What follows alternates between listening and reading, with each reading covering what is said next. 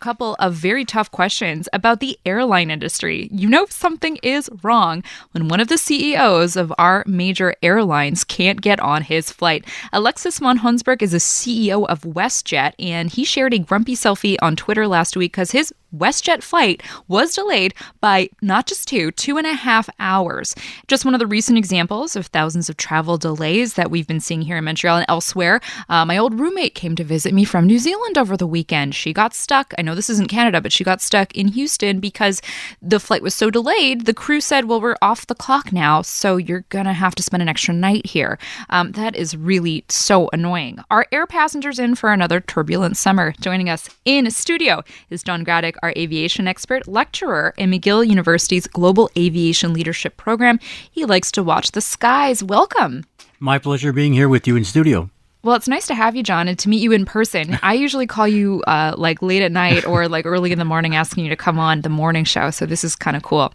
So what kind of travel delays have we seen? Is Alex von Hunsberg's situation a rarity, or is this getting more and more common? It's getting more and more common. I was somewhat bemused to watch Alexis do his thing, and my first thought that came to mind was people in glass houses shouldn't throw stones. His airline is in the middle of all of these delays as well, and he had thousands of WestJet passengers that same day delayed. He got a voice, made his voice known. Thousands of other passengers got mishandled, delayed, canceled. So he basically used his prominence to make a statement, which I think was a little too much. Well, he blamed NAV Canada. He didn't blame the airport or the baggage handlers, or he blamed NAV Canada for a staffing problem. In your view, is it really NAV Canada's staffing issue that is, we're starting to see more clearly now? I think that what Alexis saw that day on that flight really was NAVCAN. There was no doubt about it that NAVCAN had shortages of staff in the Vancouver terminal operations, and they had a ground control delays, meaning that they could only handle so many flights. And when you meter flights like that, you're going to get delayed. He's not the only flight that got delayed. They didn't pick on his flight, but it is going to be NAVCAN is short. There is a shortage of controllers in Canada, and that goes back to the pandemic. NAVCAN's been hiring, but they've been training. It takes 2 years to train an air traffic controller, so they've got another year of training for those controllers they hired last year. So it is going to be a continuous shortage. So is it wrong if I get booted off my flight or I have a long delay for me to blame the airline? It's not really their fault? Well, I think it is, because what happens is that who do you pay? When you pay your ticket, you pay the airline. And when that happens, you're looking to the airline to be the manager of the process. So you're not paying NAVCAN, you're not paying CATSA, you're not paying CBSA. You're paying the airline to be the representative for that service that they're selling. And so it's it falls on them to basically make sure all of the players have got their act together. And if it doesn't work out, the airline happens to be on the firing line, and they should pay you because they have all the money.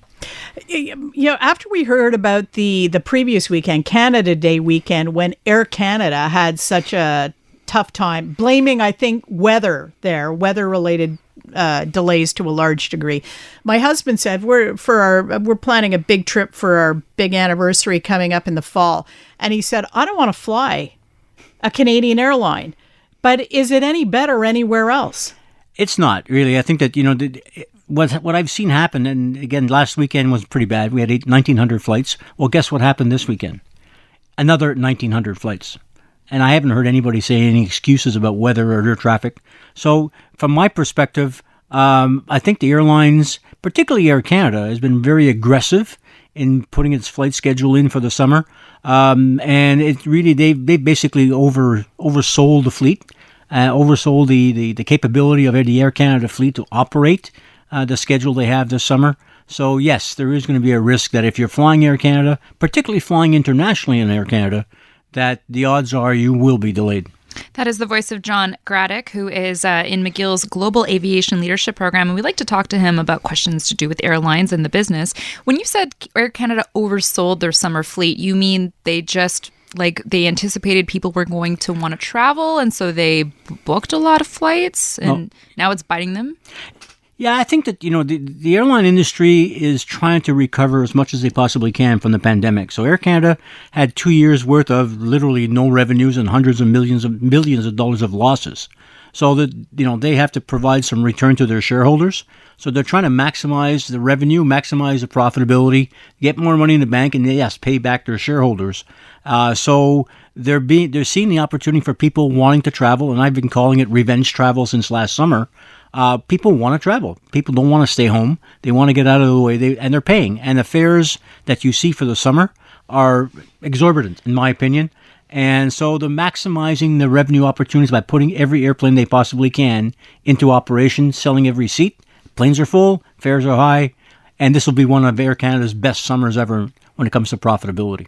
Profitability, but disgruntled customers. How many times can you burn customers before they turn off of air travel?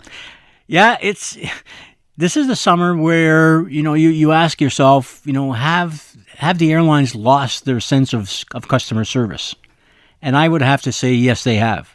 They basically have said our job is to basically maximize the revenue, maximize profitability, put as many people into those airplanes as we possibly can, charge them high fares. But the question is going to be one of what's going to be the price that we pay is poor service. And when your flight gets delayed and you're trying to call reservations and you spend 6 or 7 hours on the phone waiting for somebody to talk to you on the phone, that is not customer service. And I think that's something that I believe the Minister of Transport is looking at that and trying to figure out, is it time we create standards for customer service for which we then hold the airlines, again, accountable for that delay of service? Well, I'm kind of flabbergasted, at the thought that the government is going to have to step in to enforce customer service because usually, it's in a business best interest to have good customer service if they want to be a long functioning company. They don't have to be reminded, your customer service is terrible. For travelers in the medium term, are we just supposed to throw up our hands and say, okay, well, we're hoping to get to our vacation on this day, but it might not be till the day after that? Is that the position that we're in? It sounds like it, because if you remember last summer, people were very much exasperated by all delays and baggages and everything else, and we heard an uproar about that. Well, guess what? This summer, not much different. Baggage is not as bad as it was last summer, but delays, operational integrity, resilience of the fleet, same problem, if not even worse on some days, and Canadians are quiet. So what has happened? Canadians basically have said, that's par for the course now. Thank you very much. No use complaining. That's just what we have come to expect. So what advice do you have for someone who's looking to book travel or has already booked their travel this summer? Well, I think that, the one thing you want to do, if you haven't booked your travel yet, the operating patterns of the airlines are such that if you fly in the morning, the odds are better than flying in the afternoon, because the afternoon tends to get a little busier. Fly nonstop rather than connections. If you can get away with taking bags, not checking bags and carrying everything in your carry-ons, do that as well. And lastly, have lots of patience. Make sure your itinerary, if you're flying from Montreal to Rome as an example, and you want to get on a cruise in Rome, don't book your cruise to depart the same day you're scheduled to arrive. Build some buffer into your schedule so that you're going to be late. So plan your trip accordingly. And one final question for you, John. When am I going to be able to take liquids over 100 milliliters onto the plane and stop putting all the little things into that plastic bag? It's going to happen. I figure by next summer you'll be in pretty good shape. Oh, my goodness. It's starting to happen in Europe. The UK has gotten rid of that limit.